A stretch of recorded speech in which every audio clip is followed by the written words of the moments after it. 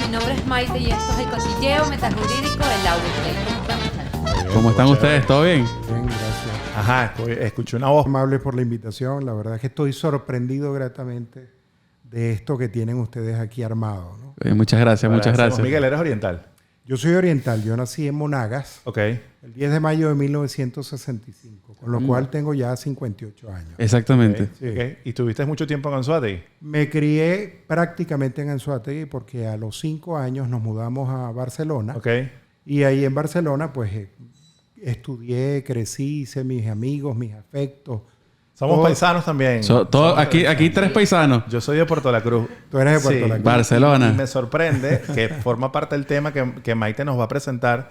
Me sorprende, bueno, ya no me sorprende, pero es increíble la gran cantidad de abogados, con todo respeto, de la vieja escuela, que son de esa zona. Sí. O sea, he conocido muchísimos abogados Sí. que fueron jueces, fiscales, eminencias, incluso magistrados, Sí. Sí. que son de esa zona. Claro. No digo que el resto del país no hayan salido grandes abogados, pero tal vez como soy de allá estoy más pendiente. Mi papá era gocho y mi mamá oriental. Tengo un acento como muy combinado. Ok. Ok. Y generalmente la gente piensa que soy maracucho. Entonces, no me confunden con oriental, sino con maracucho. Con maracucho. Ay, imagínate. Y los maracuchos, por supuesto, muy lejos. Sí. No, sí. Conservo Sí. familia en Oriente. Conservo mucha familia en Monagas y también en Anzoátegui. Poca en Anzoátegui, pero también Saludo tengo a familia. la familia de Miguel en Anzoátegui. Un saludo, a su familia un saludo. Bueno, la orientales. familia de todos, ¿no? Así es, Sí, O sea, sí, bueno. Que se encuentran allá y que yo estoy segura que nos están viendo en este momento. seguro. Porque nosotros hemos recibido a raíz de este podcast mucho acercamiento de, mira, nos estamos viendo de tal parte, Sí. y Anzoátegui es un espacio bastante significativo en la audiencia de este podcast. Y ustedes se preguntarán en este momento qué vamos a hablar contigo, o sea, qué tema de interés podríamos nosotros sentarnos aquí a hablar, porque hay mucho. Pero bueno, hablando y poniéndonos de acuerdo, llegamos a... Creo que así hemos traído nosotros en el podcast temas de reflexión. ¿Cómo es el abogado cuando es junior? Sí. ¿Cómo es el abogado en el ejercicio? ¿Cómo es el profesor de Derecho? ¿Cómo es el profesor de Derecho?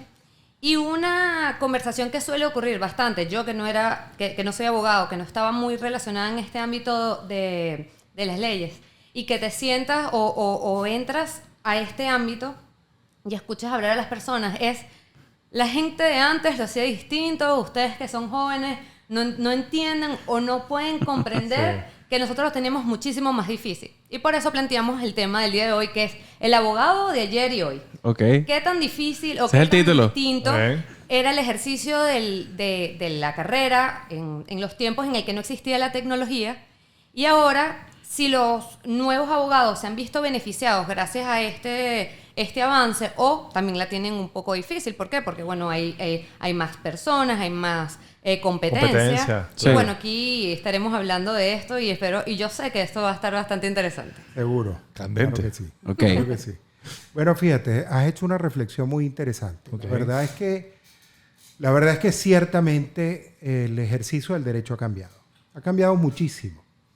Y efectivamente la incorporación de la tecnología ciertamente ha facilitado muchas cosas en el ejercicio del derecho. Por ejemplo, la consulta. La consulta de jurisprudencia o de doctrina, antes para poder hacerla tenías que ir a la Biblioteca Rojas Astudillo, que está ahí al final de la avenida Panteón, que es la Biblioteca Nacional. Sí. Y bueno, y tenías que ir concretamente a un fichero, buscar el tema que te interesaba, el autor que te interesaba, y bueno, hacer una investigación para buscar la jurisprudencia o el tema doctrinario que te tocara, ¿no? Eso ahora con una tecla está resuelto, porque efectivamente tú puedes ingresar a la página, por ejemplo, del Tribunal Supremo de Justicia y buscar jurisprudencia que esté asociada al tema que tú quieres desarrollar. O puedes también ir a bibliotecas virtuales a nivel mundial para buscar doctrina o temas que puedas utilizar en el ejercicio del derecho para probar un punto de derecho que a ti te interese. Eso evidentemente ha hecho que esa modernidad en ese sentido y visto desde ese punto de vista sea muy bueno. Pero también trae consecuencias, ¿no? Hay algo que yo llamo hoy por hoy lo que justicia mediática llamaban antes cuando los medios de comunicación eran tradicionales, es decir, cuando a través del palangrismo, que era el pago que se le hacía a algunos periodistas, se manipulaba la información para lograr algunos beneficios desde el punto de vista estratégico jurídico. Okay. Pero hoy por hoy la justicia es de redes. Sí. Y esa justicia de redes es peor que la anterior, pienso yo. Porque en el caso anterior, los medios tradicionales estaban repletos de profesionales del periodismo. Total. Eran gente que tenía calificación para hacer las críticas desde el punto de vista jurídico y para presentar la noticia desde un punto de vista mucho más objetivo. Claro. Y disculpe que lo interrumpa, pero es que en este momento las redes sociales, cualquiera puede hacer un juicio de valor de cualquier tipo de tema y hacerse el experto en cualquier, sí, valga la redundancia, la materia de la que sea que se esté hablando, y muchas veces ni siquiera, ni cerca están de saber en realidad. No, Sí. hay expertos de todo a cada rato. O sea, Sí. como dice, hay muchos memes. Ya me cansé de hablar de... Entonces, el tema que está en tendencia en cuando la persona... no necesariamente tiene que ser un influencer. Una persona que tenga arrastre. Sí. Una persona que tenga audiencia, que tenga público, que tenga seguidores. Habla de un tema y pareciera que el hecho que tengas audiencia te acredita o te da la facultad para que tú hables con propiedad de eso. Y esa audiencia más atrás repite lo que tú estás diciendo. Fíjate que atendiendo a lo que tú comentabas, Miguel. Entonces, podemos hacer como que la primera valoración. Acudir a la fuente. Era un poco más complejo, era más engorroso, era de repente un trabajo más tedioso, se pudiera decir, acudir a la fuente bibliográfica, acudir a la sentencia, a la jurisprudencia y tener a la mano ese material. El abogado de hoy, entonces, haciendo esta reflexión, tiene un acceso más expedito a esta información. También hay un tema que no necesariamente esa información es la información veraz. Claro. Sí, porque hay mucha información que se va colando que no es la información correcta. Así es. Pero te pregunto, ¿pudiéramos decir entonces, según este comentario, que el abogado de ahora debería, no vamos a decir que sea una obligación, pero debería encontrarse con mejor preparación frente a los retos del litigio, frente a los retos de la consultoría, porque tiene mayores facilidades de acceso a estas herramientas que el abogado de ayer? Y si es así, realmente el abogado ahora consideras tú, esto es algo muy subjetivo, yo no puedo hacer esa valoración porque no estuve con el abogado de ayer, eso es lo importante de tu visita. ¿Es realmente el abogado ahora podemos decir, de forma general, más preparado? Bueno, fíjate, yo creo que una de las cosas que uno descubre a través de los años es que los abogados son tan buenos como quieren ser. Okay. Es decir, tú puedes estudiar en la universidad que quieras, pero depende del empeño personal, la calidad de abogado que tú consigues. Okay. Entonces es un esfuerzo personal, en primer lugar. En segundo lugar, esa reflexión que haces de si los abogados de ayer eran mejores o no. Mira, los abogados de antes eran muy completos. Okay. ¿Por qué? Porque no habían especialidades. Por tanto, un abogado, por ejemplo, como el doctor Naranjo Osti, que fue abogado en el juicio de Pérez Jiménez, Okay. con el doctor Nectalí Martínez Natera, que era otro hombre sabio, eran abogados muy completos. Eran hombres que ejercían el civil, el mercantil, el penal, y lo ejercían además con una excelencia absoluta. Okay. No habían especialidades. Cuando el derecho va evolucionando y de alguna manera nosotros evolucionamos también como país, hay una influencia muy importante del derecho anglosajón en cuanto al ejercicio del derecho. Eso significa que se vuelve muy específico, muy especial. Requiere entonces, de acuerdo a esa visión anglosajona, que el abogado sea muy especialista en lo que hace. Es decir, ya no es un abogado general, de conocimiento general, que domina muchas materias con destreza, sino que se especializa en algo en particular. Y eso es una diferencia también notable entre los abogados de antes y los de ahora. Eso no significa que los de antes y los de ahora sean mejores o peores, simplemente son diferentes, Okay. manera de ver. No, y que por lo menos desde el punto de vista de la tecnología, que uno dice que era menos engorrosa. Lo que pasa es que en ese entonces ellos no conocían lo que conocemos nosotros ahora. Claro. Para ellos eso era la tecnología más adelantada de ese tiempo. De hecho, sus padres o sus abuelos la tuvieron aún más complicada antes. Entonces si tú lo conoces, tú sabes que es más difícil. Sí. Pero ellos en ese entonces, yo recuerdo que mi papá también, él me dice, yo tenía que ir a la biblioteca, poner el fichero, esperar y ver si me podían dar el libro que yo quería, porque si lo tenía otro, tenía que esperar una semana. Así es. Entonces, ustedes la tienen súper fácil, le digo, pero papá, eso es lo que tú conocías. Y esos tiempos para ustedes no eran de volverse locos, porque tenían todos sus tiempos, que también yo creo que eso puede influenciar en el abogado de antes y el abogado de ahora. Eso lo estábamos hablando el otro día acerca de los tiempos, ¿no?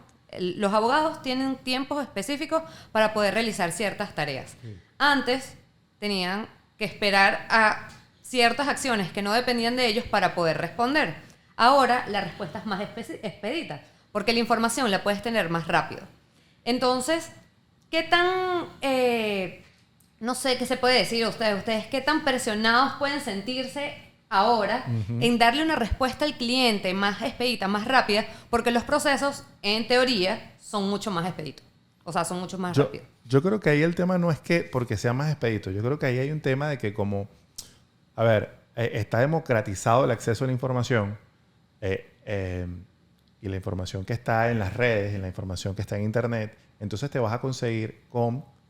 futuribles clientes, con personas que de repente aspiran a que tú los representes en un caso, que ya vienen con una idea, vienen con una noción, que yo creo que de repente era un reto que el abogado, salvo que fueran empresas, salvo que fueran corporaciones, pero personas naturales, el ciudadano a pie, seguramente antes no manejaba nociones que hoy maneja.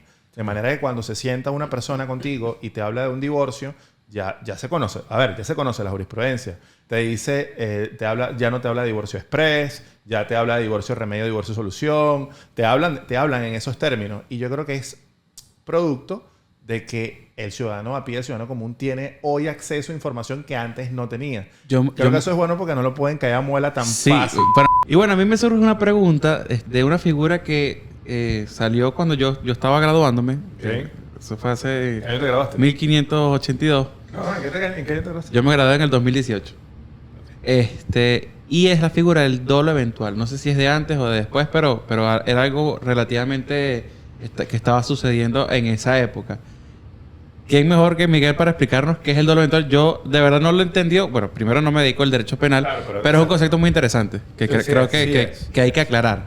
Bueno, fíjate, lo primero que te digo es que esto tuvo relevancia, ese concepto del dolo eventual tuvo relevancia con ocasión de un accidente en el que murió el senador Javier Vidal.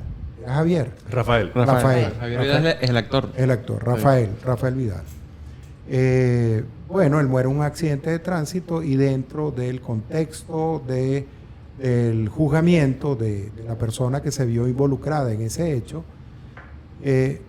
terminó el Tribunal Supremo de Justicia en Sala de Casación Penal estableciendo que se produjo dolo eventual.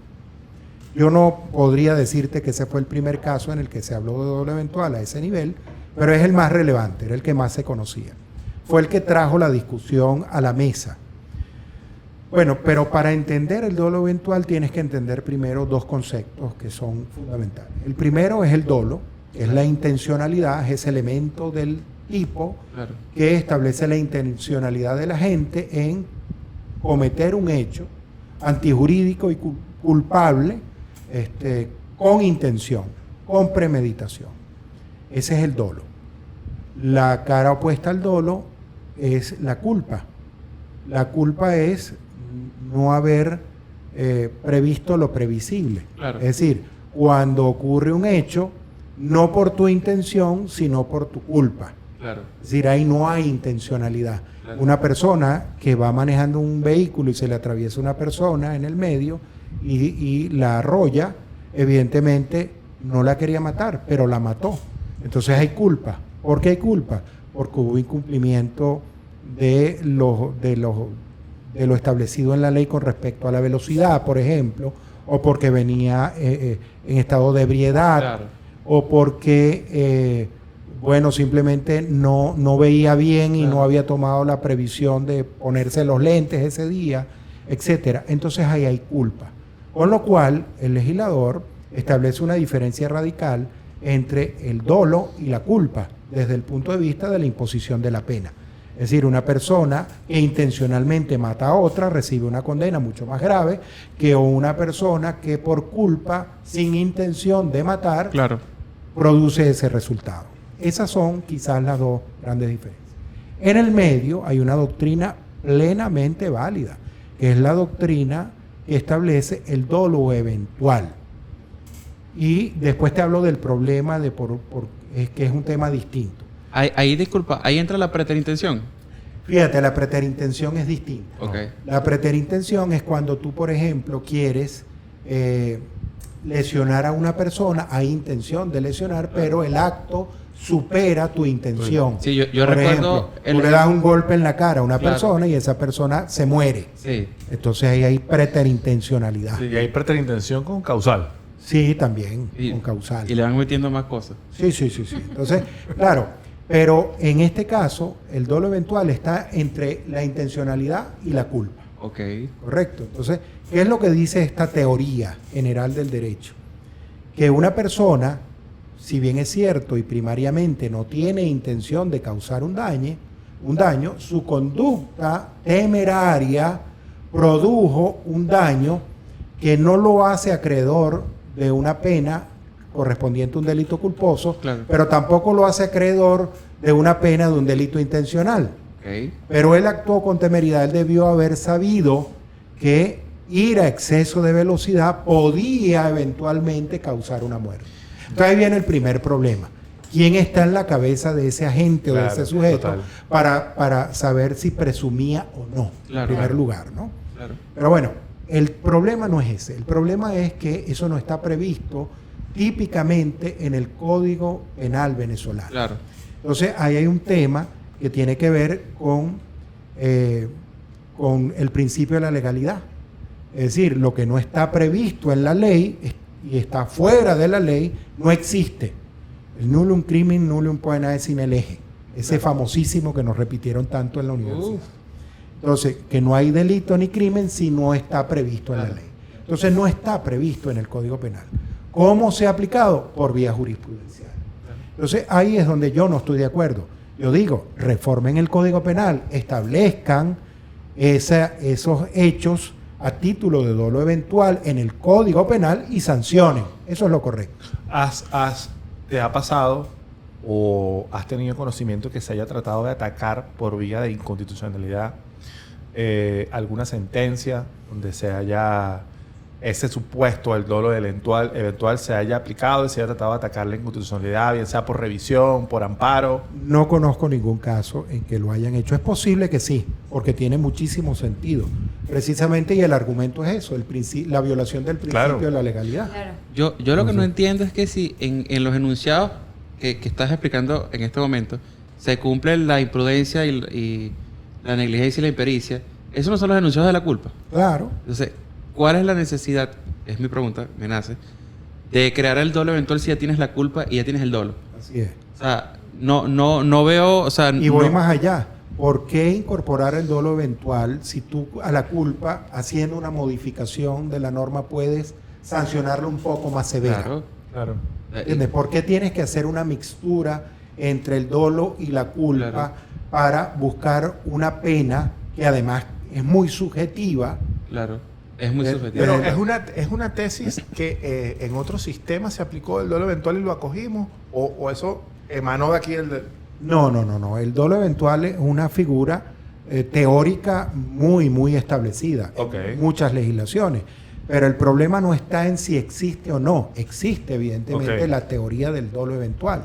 Lo importante es si es aplicable o no de cara Ok. al principio de la legalidad Ok. aquí en Venezuela. Claro. Eso es lo que yo discuto. Claro. Por supuesto, discutible y opinable. Pero Total. No, y esa es que mi también opinión. tienes causales que agravan o atenúan la pena. O sea, ya desde el punto de vista de querer imponer una pena con respecto al dolo o a la culpa, que está establecido que si es dolo es mayor, si es culpa es menor, y quieres hacer como algo que está en el medio, ya tienes unas causales que agravan la culpa. Así es. Entonces ya es como, desde mi punto de vista, un poco innecesario el dolo eventual, Por lo menos en el sistema penal venezolano. Bueno, yo no sé si es o no. A mí, yo me centro siempre en lo que a mí me importa, que es el principio de la legalidad. Claro. Porque eso es lo que da seguridad jurídica a todo el mundo. Total. Porque ¿qué ha ocurrido con esa teoría? Que la aplican a unos sí y a otros no. Total. Si es un hijito de papá que tiene recursos económicos y tiene cómo meterle el hombro en el amplio sentido de la palabra, para no entrar en detalle, entonces es culpa.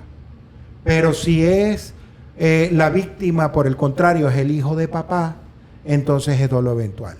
Entonces, esa subjetividad en la aplicación de la norma es terrible. Claro. Queda a discreción del juez. Hay una discrecionalidad Claro, sí, y una terrible. subjetividad que además viene acompañado de la violación de un principio De seguridad jurídica de también. seguridad jurídica Total. total.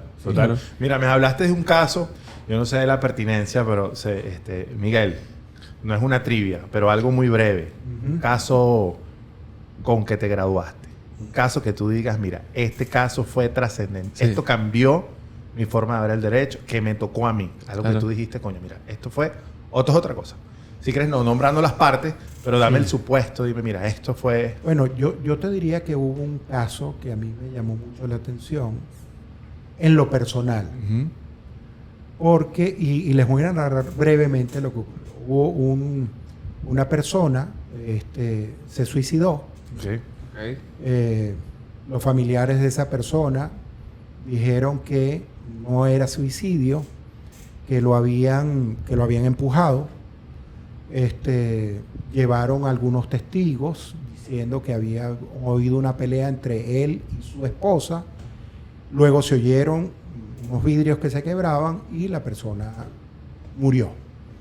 Eso produjo una investigación y en esa investigación, bueno, yo no participé, a mí me llaman un día diciéndome que la esposa del difunto venía llegando de otro país y la habían detenido en el aeropuerto. Okay.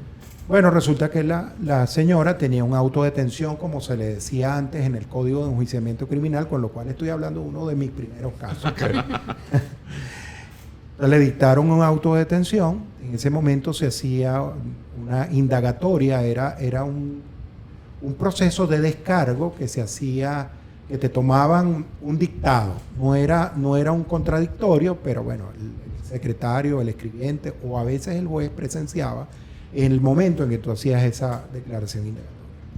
¿Y cuáles eran los argumentos que sostenían ese auto de detención? Bueno, habían varios y eran bien contundentes, ¿no? Uno, había un estudio del IBIC sobre el impacto del cuerpo sobre los cristales. Eran esas ventanas de Makuto que son largas, que decían pues que el cuerpo había... Que habían quitado las ventanas y que habían roto las ventanas primero y que luego habían lanzado el cadáver. ¿Cuál era la razón de eso? Bueno, que cuando se hizo el levantamiento, cuando el IBIC fue a hacer la verificación del sitio donde había ocurrido el asunto, a petición de la Fiscalía, encontraron que efectivamente los cristales estaban mucho más allá del lugar donde se consiguió el cuerpo, el cadáver. Okay. Y eso había sembrado una certidumbre en los investigadores y en todo el mundo de que efectivamente eso se quebró primero y luego los lanzaron. Bueno, y yo agarro aquello y resulta que había un informe de meteorología que decía que no había habido brisa, es decir, porque pudiera haber sido que unos vientos, claro, algunas ráfagas de viento claro, a cierta velocidad hubiesen conducido los vidrios a otro sitio.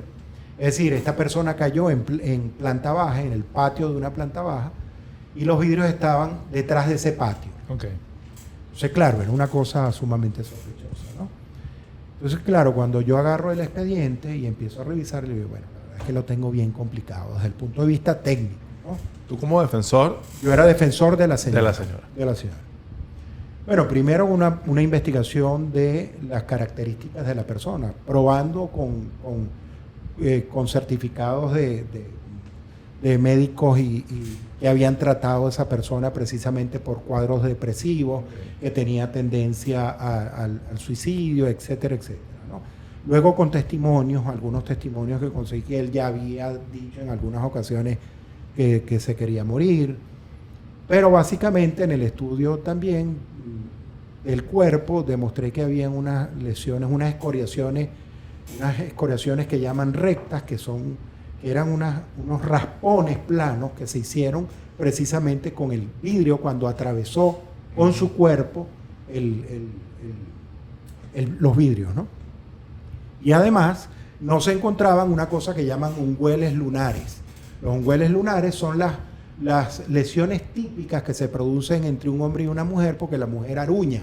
Claro. Y esa marca que hace la uña lo llaman ungüel lunar. Okay. Correcto, son ungüeles lunares.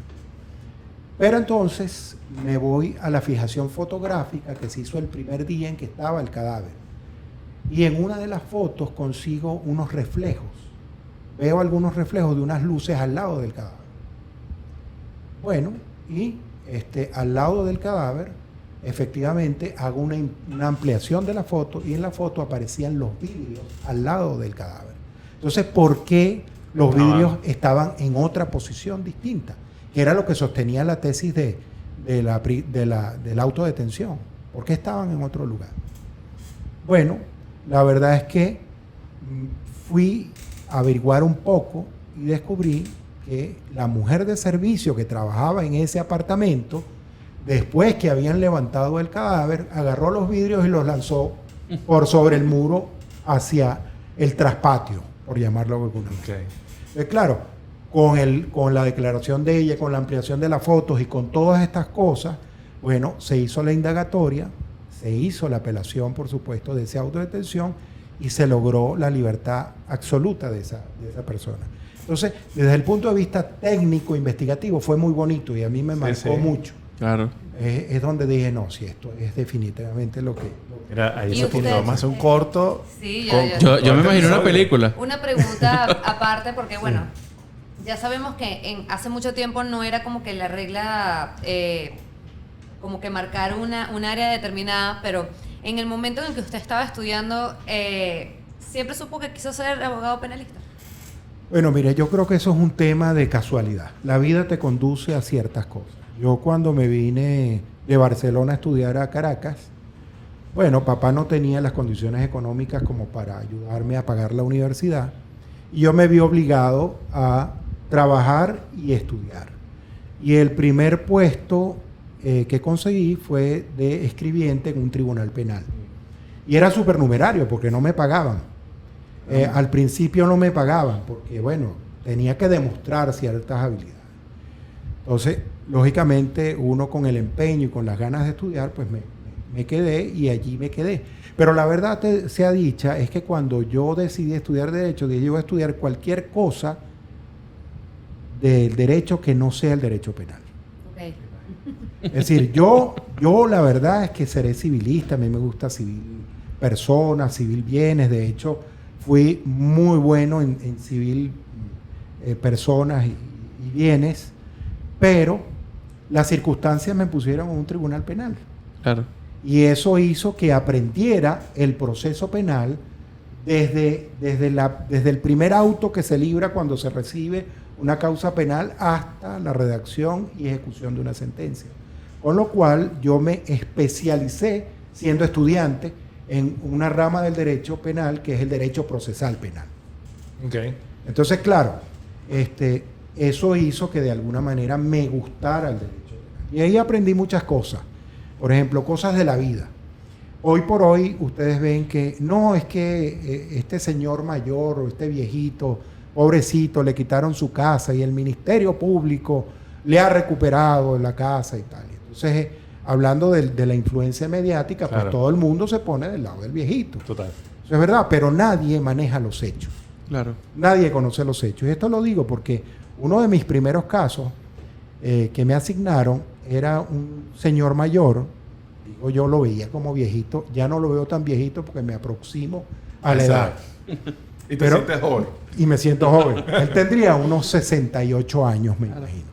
Y lo tenían detenido. Y cuando llegaba al tribunal, las muchachas del tribunal, las escribientes, llegó el abuelito y el abuelito para acá. Y y un caramelito para el abuelito, y el abuelito, hola mis niñitas, y echándoles bendiciones y tal. Pero yo era el que llevaba el expediente. Yo era el que sabía lo que había hecho el abuelito. El abuelito era nada más y nada menos que jefe de una banda de atracadores, Imagínate. pero que además asesinaban en los atracos. Imagínate. Y él dirigía a la banda y asesinaba también. Y era un viejito que parecía que no reventaba un plato. Entonces a veces yo veo en las redes sociales, pobrecito que le quitaron la casita y no sé qué, pero no conocen si hay un documento, si hay un contrato, si de verdad él lo hizo y después se arrepintió, Claro. si de verdad hubo una manipulación de los familiares o de personas para expoliarle los derechos. O sea, lo que me quiero referir no es si es verdad o no, sino que uno debe tener la responsabilidad de no opinar sin conocer los hechos. Yo creo que eso debería ser hasta un delito. Claro. De hecho, claro. lo es. Sí, total. De hecho, lo es. Pero ustedes no me verán nunca, a mí, ni creo que a gente sensata, dando opiniones libremente, juzgando a la gente sin ningún tipo Bueno, yo creo que de fundamento. mayormente no tenemos tiempo para estar en eso de las redes, estar criticando. O sea, eso quita mucho tiempo. Sí, hay un tema ahí y como crear como odio. que de la condena mediática. Sí. Entonces es como que luego, ¿sabes? Pareciera como que un vicio. Entonces, mira, ya le agarraron la vuelta. O sea, mira, si hay una condena mediática, los organismos van a actuar. Sí. Porque los organismos van a actuar porque tienen que corresponder a esa condena mediática. Así es. Entonces los organismos actúan y tú no sabes tú sabes que hay un sesgo de parte de los organismos en pro de la condena mediática. Entonces tú dices, bueno, pero ¿cuál fue el método que utilizó ese colectivo para llegar adelante a esa condena mediática? Entonces pareciera que ya ahí hay un problemón. Sí, ¿no? hay un fallo, hay un fallo, hay un temazo. Tú le quisieras dejar el tema del derecho penal, insistimos con el tema del derecho penal, derecho procesal penal, le quisiera dejar de desmitificar de repente a las damas estudiantes de derecho, a las damas abogadas que dicen, uy, no, eso es peligroso, a las nuevas generaciones les quisiera dejar un consejo, porque sí es muy común, te lo digo nosotros que hacemos trivias en las universidades y muchos estudiantes nos hablan, tengo dos visiones, o sea, yo quiero penalista porque ahí es donde está el dinero, pero muy común, ¿ok? Sí. Penalista porque no hay dinero. Y luego tengo otra versión de, oye, que es peligroso dedicarse al derecho penal, oye, es delicado, es grave, mi familia y tal. ¿Hay algo que nos quieras contar sobre eso para terminar? ¿Alguna desmitificar algo? Sí, y algún mensaje. Sí, total. Sí. Mira, sí, ciertamente hay esas dos visiones tal cual tú las describiste. No hay otra. Son como extremas las dos, ¿no? Una, lo del dinero, bueno, eso aplica a todo. Claro. Pero eso es un tema de avidez de dinero que va muy de la mano con cada personalidad. La otra es el tema del temor a ser penalista porque eso es peligroso. Mira, y puede ser que sea peligroso. Okay. Yo conozco muchos casos de algunos abogados muy buenos, muy célebres, que por el ejercicio del derecho penal terminaron muertos. Por ejemplo, el caso del doctor Ramón Carmona o el caso de Raymond Aguiar, que son quizás los más conocidos y que más o menos fueron contemporáneos conmigo contemporáneos porque conocí de los casos, no porque eran contemporáneos con ellos. Y eran muy buenos abogados. Sin embargo, el ejercicio del derecho penal seguro depende mucho de uno. Es decir, yo creo que el gran consejo a una persona que se dedique al derecho penal es que no se convierta en un delincuente. Porque es que el problema es que muchos penalistas se asocian con los delincuentes. Terminan asociados con las bandas, terminan asociados con el cliente. Bueno, había un célebre abogado que no voy a nombrar, primero porque ya está fallecido, claro, pero él sacaba a las personas y le decía, ahora ve y roba porque me tienes que venir a pagar mis honorarios. Entonces, claro, evidentemente esa es una persona que vivía al filo de la navaja. Total. Entonces, cuando tú te vinculas a organizaciones criminales que además terminan esclavizándote desde el punto de vista profesional, porque después que le das un resultado quieren que lo hagas sí o sí, entonces es un tema complejo. Entonces, depende mucho de cómo te conduzcas tú en tu ejercicio profesional. Eso es muy importante. Y eso es lo que determina la seguridad o no en el ejercicio profesional. Yo me acuesto todas las noches y me duermo rapidito sin problemas de conciencia. Y yo creo que esa es una de las cosas a las que debemos apuntar nosotros los abogados.